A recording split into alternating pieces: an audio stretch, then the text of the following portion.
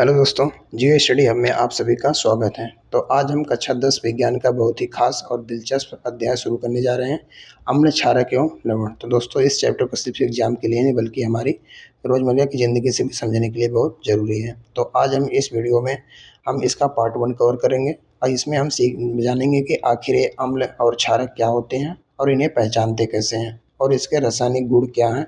तो चलिए बिना किसी देरी के शुरू करते हैं अम्ल क्षारक एवं लवण का पार्ट 1। आगे बढ़ते हैं।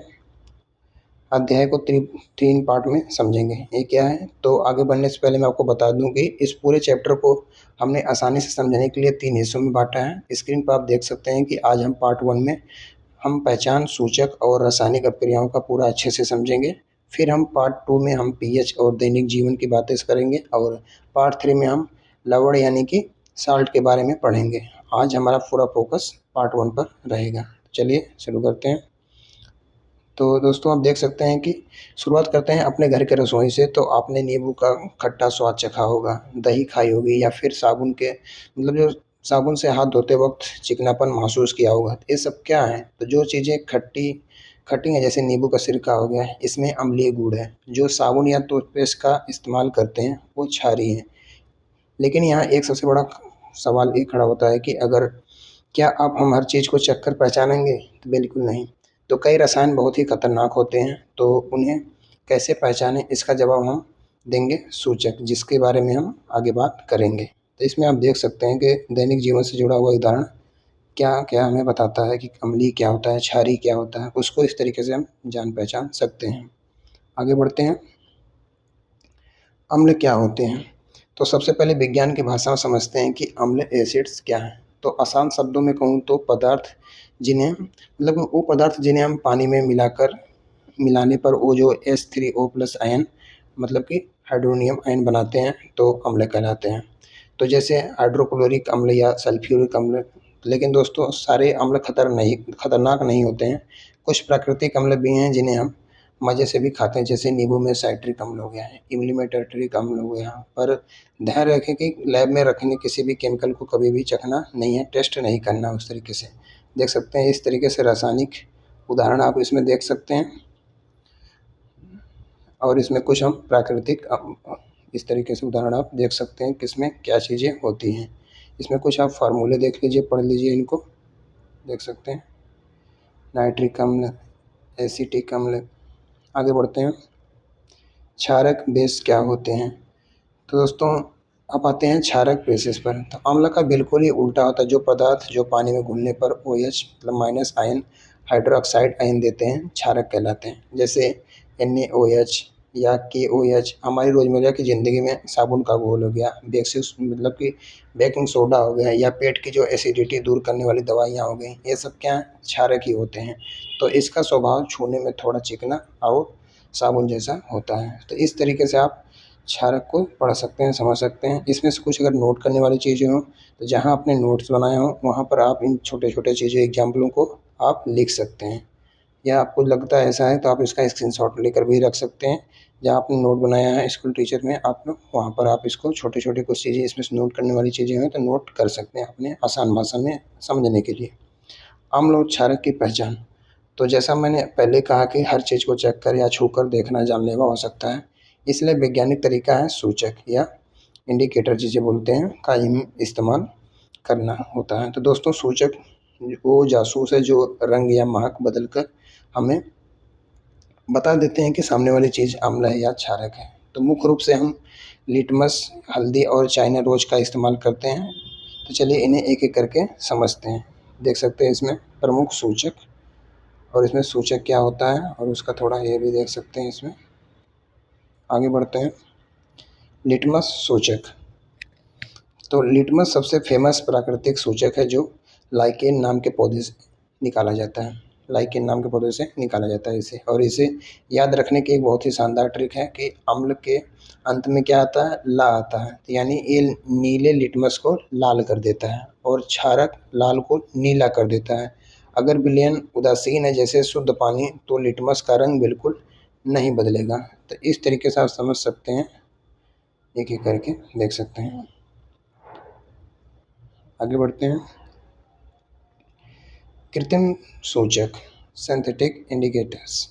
तो अब बात करते हैं इंसान के बनाए सूचकों को यानी कि सिंथेटिक इंडिकेटर्स की। तो लैब में दो नाम बहुत ही गूंजते हैं, एक है फिनाइलफिथैलीन और मिथाइल ऑरेंज। तो जो फिनाइलफिथैलीन अम्ल बिल्कुल ही पानी जैसा रंगहीन रहता है, लेकिन जो क्षारक मिलते या खूबसूरत गुलाबी रंग हो जाता है। वही जो मिथाइल आयरन अम्ल में लाल और क्षारक भी पीला हो जाता है। तो इसे टेबल को अच्छे से दिमाग में बैठा सकते हैं। इसको अपने तरीके से आप इसको पढ़ सकते हैं थोड़ा सा। इस तरीके से केमिस्ट्री वाला वर्ड है पूरा। इसमें देख सकते हैं अम्लीय अंग रंगहीन और इस क्षारीय में गैस में क्या होता है, गुलाबी होता है। तो इस तरीके से आप अलग अलग अपना नोट्स के रूप में इसे आप छोटा छोटा पॉइंट बना के आप लिख सकते हैं। आगे बढ़ते हैं, प्राकृतिक सूचक नेचुरल इंडिकेटर्स।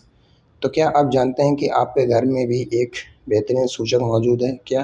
तो हल्दी। तो दोस्तों आपने अक्सर देखा होगा कि अगर सफ़ेद शर्ट पर हल्दी, जिसमें हल्दी होती है, गिर जाए और उस पर हम साबुन जो कि क्षारक होता है रगड़ें, तो वो क्या होते हैं, दाग लाल भूरा हो जाता है पूरा। लेकिन जैसे ही उसे पानी से धोते हैं तो वो वापस क्या हो जाता है, पीला हो जाता है। तो ये हल्दी का एक क्षारीय माध्यम में रंग बदलने से ही होता है। तो इस तरीके से आप छोटे छोटे उदाहरणों से आप इसको अच्छे से आप समझ सकते हैं। आगे बढ़ते हैं, गंधहीन सूचक। इसको समझते हैं ये क्या है। तो कुछ सूचक ऐसे भी होते हैं जो रंग नहीं बल्कि अपनी महक बदलते हैं, और इस तरीके से देख सकते हैं कि ये उन छात्रों के लिए बहुत ही मददगार है जो देख नहीं सकते हैं। प्याज, वनीला या लौंग का तेल अम्ल और क्षारक में अलग अलग गंध देते हैं।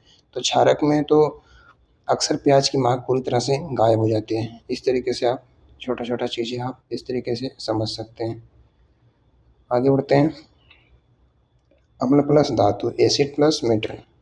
तो अब कहानी में थोड़ा एक्शन लेते हैं। शुरू करते हैं अम्लों के रासायनिक गुण को। तो दोस्तों जब कोई भी ताकतवर अम्ल किसी भी सक्रिय धातु मेटल से टकराता है तो लवण बनता है। तो यह गैस बाहर निकलती है, हाइड्रोजन गैस। तो जैसे ही हाइड्रोक्लोरिक अम्ल और जिंक को मिलाया जाता है तो जिंक क्लोराइड बनेगा और H2 गैस बुलबुले के रूप में बाहर निकलेगी। जैसे आप एरो की मदद से देख सकते हैं, एरो जो ऊपर दिखा रहा मतलब गैस बाहर निकल रही है। इस तरीके से आप समीकरण की मदद से भी समझ सकते हैं और इसको आप शब्दों की मदद से भी आप समझ सकते हैं। आगे बढ़ते हैं, हाइड्रोजन गैस की पहचान। तो अब कैसे हमें पता चलेगा कि जो गैस निकली वो हाइड्रोजन ही है? तो इसके लिए एक बहुत ही मज़ेदार टेस्ट है। निकलने वाली गैस के पास अगर आप जलती हुई माचिस की तीली ले जाएं तो वो एकदम से पॉप की आवाज़ से साथ जलेगी, जैसे ही छोटा सा पटाखा फूटा हो। या पॉप साउंड हाइड्रोजन गैस की पक्की पहचान है। तो इस तरीके से आप हाइड्रोजन गैस की पहचान कर सकते हैं। आगे बढ़ते हैं, तो इस तरीके से कभी खुद से ना करें, अपने टीचर के या किसी के मार्गदर्शन में इस तरीके से चीज़ें करें। देख सकते हैं स्क्रीन पर आपको लिखा हुआ इस तरीके से चीज़ें आपको मिलेगा। आगे बढ़ते हैं, सभी धातुएं अम्ल से समान अभिक्रिया नहीं करती। ये क्या चीज़ें हैं? तो दोस्तों यहाँ एक पेज है कि अगर क्लास के सारे बच्चे एक जैसे शरारती होते हैं, नहीं ऐसा नहीं होता। वैसे ही सारी धातुएं एक जैसे फुर्तीली नहीं होती। मैग्नीशियम और जिंक बहुत तेज़ी से रिएक्ट करते हैं, लेकिन कॉपर तांबा बहुत ही शांत धातु है। ये समान धातु से बिल्कुल ही मतलब कि साइल्यूट HCl से मतलब कि हाइड्रोजन गैस नहीं निकाल पाता है। तो इस तरीके से आप इसको एग्जाम्पल की मदद से आप समझ सकते हैं। आगे बढ़ते हैं, अम्ल प्लस धातु कार्बोनेट। तो अब देखते हैं कि अम्ल जब धातु कार्बोनेट जैसे कपड़े धोने का सोडा से मिलता है तो क्या होता है। ये तीन चीज़ें अलग होती हैं, एक लवण पानी और एक नई gas carbon dioxide CO2। Screen पर दी गई ऐसे रिएक्शन को देखिए जो एग्जाम में बहुत ही बार मतलब कि सीधे सीधे पूछ ली जाती हैं। तो इस तरीके से आप इनके आप हेडिंग पढ़िए, उनसे जुड़े हुए टर्म पढ़िए, और ये क्या है, रासायनिक समीकरण को आप इस तरीके से पढ़िए और उसके बाद एग्जाम्पल की मदद से आप उसका समीकरण भी आप देख सकते हैं। आगे बढ़ते हैं, अम्ल धातु हाइड्रोजन कार्बोनेट। तो अगर कार्बोनेट की जगह हाइड्रोजन कार्बोनेट यानी बेकिंग सोडा लें तो क्या होगा। तो दोस्तों रिजल्ट बिल्कुल सेम रहेगा, वही लवण, वही पानी और वही गैस CO2 गैस। इसे याद रखने का एक सिंपल फंडा है कि जहाँ भी कार्बोनेट शब्द आ जाए वो अम्ल से टकराएगा, समझ लेना कि CO2 गैस तो बाहर निकलेगी ही निकलेगी। तो इस तरीके से आप छोटे छोटे टर्म्स को आप याद करके अपने एग्जाम में ये सारी चीज़ें स्ट्रॉन्ग बना सकते हैं, पक्का कर सकते हैं। CO2 गैस की पहचान कैसे करें? तो हाइड्रोजन की पहचान हमने पॉप साउंड से की थी। जो CO2 की पहचान कैसे करें? तो इसका जादुई टेस्ट है चूने का पानी, लाइम वाटर। जब आप CO2 गैस को चूने के पानी से गुजारा जाता है तो पानी बिल्कुल ही दूध जैसा सफ़ेद दूधिया हो जाता है। तो ऐसा इसलिए होता है क्योंकि कैल्शियम कार्बोनेट का सफ़ेद पाउडर अवक्षेप बन जाता है। तो इस तरीके से आप हेडिंग और उसके टर्म आप समीकरण की मदद से इस चीज़ों को अच्छे से समझ सकते हैं। आगे बढ़ते हैं। अधिक CO2 प्रवाहित करने पर क्या होता है? तो लेकिन अगर यहाँ एक जादू और है कि अगर आपने उसे दूधिया पानी में मिलाकर अगर CO2 गैस पास कराते रहें तो थोड़ी देर में बाद वो दूधियापन गायब भी हो जाएगा और पानी फिर से पारदर्शी हो जाएगा। क्यों? क्योंकि जब कैल्शियम कार्बोनेट जब हाइड्रोजन मतलब कैल्शियम हाइड्रोजन कार्बोनेट बन जाया गया है तो पानी में पूरी तरह से घुल जाता है। एक एग्जामिनर का एकदम फेवरेट ट्रिक क्वेश्चन है, तो इसे आप जरूर नोट कर लें। देख सकते हैं CO2 प्रवाहित करने का क्या होता है। तो इसको आप ऐसे समझें कि अधिक CO2 प्रवाहित करने पर, लेकिन जहाँ एक जादुई मतलब है कि अगर आप उसे दूधिया पानी में लगातार CO2 गैस पास करते रहें तो यह थोड़ी देर बाद यह दूधियापन गायब हो जाएगा और पानी फिर से पारदर्शी हो जाएगा।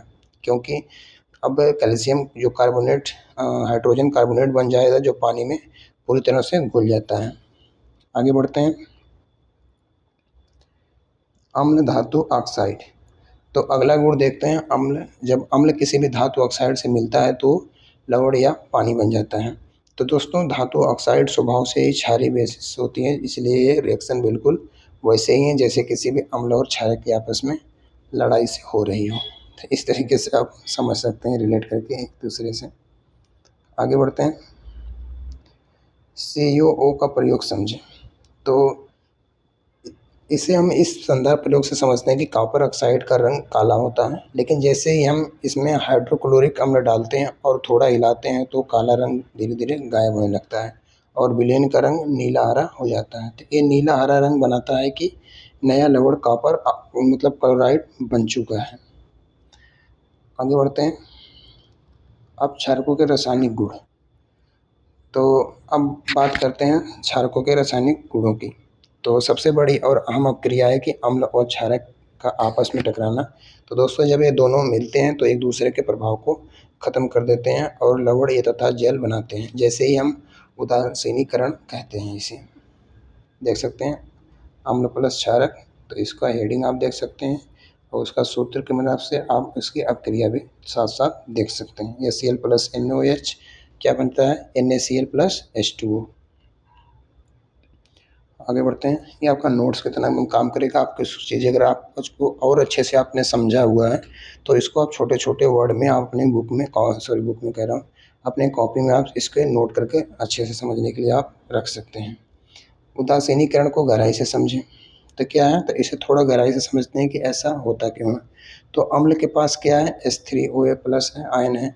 और क्षारक के पास क्या है? OHN है। तो A प्लस और माइनस आपस में जुड़ते हैं तो ये मिलकर क्या बनते हैं? H2O यानी कि पानी बना लेते हैं।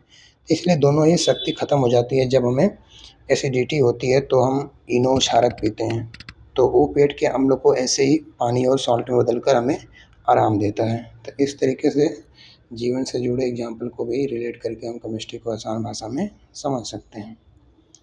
क्षारक प्लस अधातु ऑक्साइड। जैसे धातु ऑक्साइड क्षारीय होते हैं वैसे ही अधातु ऑक्साइड जैसे CO2 अम्लीय मतलब स्वभाव के होते हैं। इसलिए जब क्षारक NOH किसी भी अधातु ऑक्साइड से रिएक्ट करता है तो वो भी लवण और जल ही बनता है। ये भी एक तरह का उदासीनीकरण भी अपक्रिया ही है।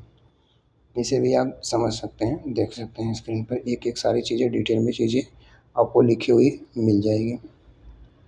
आगे बढ़ते हैं। अम्ल और क्षारक जल में। तो दोस्तों अम्ल और क्षारक की असली पहचान तभी होती है जब वो पानी में जाते हैं। तो बिना पानी के ये अपने गुण नहीं दिखाते। पानी में जाते ही अम्ल अपने H प्लस आयन को अलग कर देते हैं और क्षारक अपने OH माइनस आयन को आज़ाद कर देते हैं। तो पानी इसके लिए एक मैदान की तरह है जहाँ अपने मतलब आयन्स छोड़ते हैं। इस तरीके से आप एसिड और क्षार का अच्छे एग्जाम्पल के साथ देख सकते हैं इसमें क्या हो रहा है चीज़ें जल में के साथ। H प्लस आयन अकेला क्यों नहीं रहता? तो यहाँ एक बहुत ही टेक्निकल और मज़ेदार बात है कि जब हम लोग जो H प्लस आयन छोड़ता है तो इतना चंचल होता है कि वो पानी में अकेला नहीं रह सकता, तो तुरंत पानी के अणु H2O के साथ चिपक जाता है और H3O प्लस हाइड्रोनिक अम्ल आयन बना लेता है। इसलिए हम कहते हैं कि जलीय विलयन में हमेशा H3O प्लस आयन पाए जाते हैं। तो इस तरीके से मैं सारे वर्ड को एक एक करके पढ़ के बता रहा हूँ। इसको अगर आपने क्लास में समझा होगा तो आपका ये छोटा छोटा टर्म आपको एक नोट्स की तरह काम आएगा। आगे बढ़ते हैं। अम्लीय विलयन विद्युत का चलन क्यों करते हैं? तो आपने देखा होगा कि खारे पानी से बिजली पास होने का जिक्र बिल्कुल वैसे ही कि अम्लों में पानी भी बिजली की बहुत ही अच्छा सुचालक होता है। क्यों? क्योंकि उसमें ढेर सारे आयन पॉजिटिव और नेगेटिव तैर रहे होते हैं और ये आयन ही बैटरी की तरह करंट को एक जगह से दूसरे जगह ले जाते हैं। वही अगर आप चीनी का पानी लें तो उसमें आप आयन नहीं होते हैं, इसलिए वहाँ करंट पास नहीं होती है। इस तरीके से आप समझ सकते हैं, देख सकते हैं। आगे बढ़ते हैं। अम्ल की शक्ति और सांद्रता। तो अक्सर हम शक्ति, स्ट्रेंथ और सांद्रता का वो एक ही समझ लेते हैं, पर ये अलग है। शक्ति का मतलब होता है पानी में जलने पर अम्ल को कितने ज़्यादा आयन बनाएं तो पूरे आयन में टूट जाएं, तो प्रबल स्ट्रांग है। जैसे ही HCl और जो भी कम टूटे वो दुर्लभ वीक हैं। तो दूसरी तरफ सांद्रता का मतलब है कि पानी के मुकाबले अम्ल की मात्रा कितनी गाढ़ी है। इस तरीके से आप सारे लिखे हुए वर्ड को भी अच्छे से पढ़ के आप सारी चीज़ों को समझ सकते हैं। pH का परिचय। तो अब इन आयनों को नापने का भी तो एक कोई ना कोई तरीका तो होना चाहिए। तो यही एंट्री होती है pH स्केल की। तो दोस्तों ये 0 से 14 तक का 1 मीटर है। बीच में 7 नंबर बिल्कुल सेफ जोन है, यानी कि उदासीन, न्यूट्रल। 7 से नीचे आएंगे तो 0 की तरफ जो अम्लता यानी कि एसिडिटी बढ़ाएगी, और 7 से ऊपर 14 की तरफ बढ़ेंगे तो वो क्षारीयता बढ़ेगी। तो इस तरीके से उसका आप चाहें तो स्क्रीनशॉट लेकर या कुछ अपने नोट्स में बनाकर इस सारी चीज़ों को आपने बनाया होगा तो अच्छी बात है। इस तरीके से आप अपना रिपीट चैप्टर को भी कर सकते हैं। आगे बढ़ते हैं। pH स्केल को उदाहरण से समझें। इसमें क्या चीज़ें हैं इसको थोड़ा समझिए कि इसे डेली लाइफ से आप जोड़ते हुए आपके नींबू के रस का pH सेवन से क्या होता है, काफ़ी कम होता है।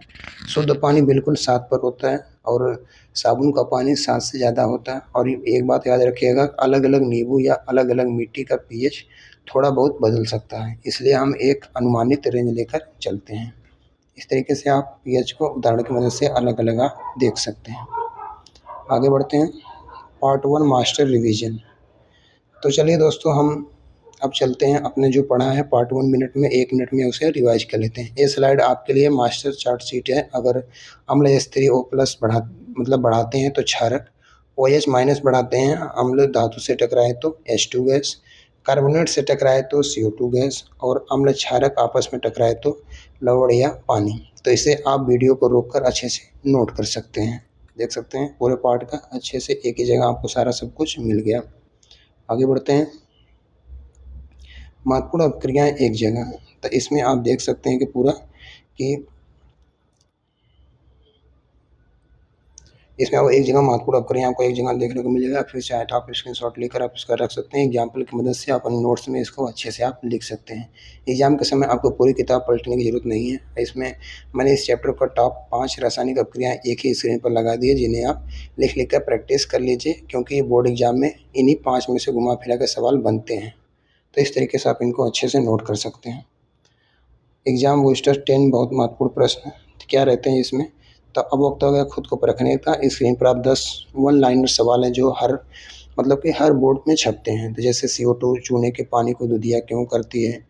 क्योंकि कैल्शियम कार्बोनेट बनाता है। तो इन कि 10 सवालों का जवाब आपको टिप्स पर याद होने चाहिए। इस तरीके से आप देख सकते हैं। आगे बढ़ते हैं। खुद को टेस्ट करें MCQ। तो चलिए एक छोटा सा लाइव टेस्ट लेते हैं। स्क्रीन पर आपको 3 MCQ। पहला सवाल, अम्ल का क्या गुण है? तो सोचिए, बिल्कुल सही ऑप्शन बी, नीले लिटमस को लाल करना। तो इसी तरह बाकी दोनों सवालों को खुद सॉल्व करें और मुझे कमेंट में अपने जवाब जरूर बताएं।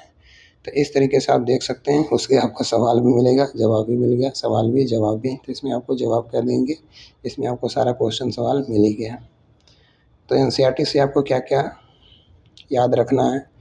तो दोस्तों NCERT हमारी एक तरीके से गीता है आपके लिए। तो मैंने यहाँ उन 13 टॉपिक्स को लिस्ट बना दी है जिसे आप NCERT में सबसे ज़्यादा हाईलाइट किए गए हैं। जब आप अपनी सेल्फ स्टडी करें तो इन चेकलिस्ट को सामने रखें और देखें कि क्या आपको लिटमस का रंग परिवर्तन, गैसों की पहचान और पीएच का कॉन्सेप्ट अच्छे से समझ आया या नहीं। तो इन सारे टॉपिक को अपने सामने स्क्रीनशॉट लेकर अभी रख सकते हैं। इस तरीके से चीज़ें आप नोट करके भी रख सकते हैं कि हमें क्या-क्या इस चैप्टर से क्या-क्या चीज़ें पढ़नी है, कैसे पढ़नी है, क्या-क्या हमने पढ़ लिया, क्या अभी पढ़ना बाकी है। पार्ट 1 समाप्त और आगे क्या? तो दोस्तों इसी के साथ हमारा पार्ट 1 सफलतापूर्वक पूरा होता है। आज हमने अम्ल और क्षारक का पूरा बेसिक स्ट्रक्चर समझ लिया है। अगले पार्ट यानी पार्ट 2 में हम जानेंगे कि ये पीएच हमारी रोज़मर्रा की ज़िंदगी, हमारे पाचन तंत्र, हमारे दांतों और खेतों की मिट्टी पर कैसे असर डालता है। तो वो पार्ट बहुत ही मज़ेदार और प्रैक्टिकल होने वाला है। तो चलिए आगे बढ़ते हैं। तो दोस्तों इसी के साथ आज का सेशन पसंद आया हो और कॉन्सेप्ट दिमाग में कुछ भी अगर क्लिक किया हो तो इस वीडियो को लाइक, चैनल को सब्सक्राइब जरूर करिएगा। मिलते हैं अगले पार्ट में, तब तक के लिए धन्यवाद। Thanks for watching.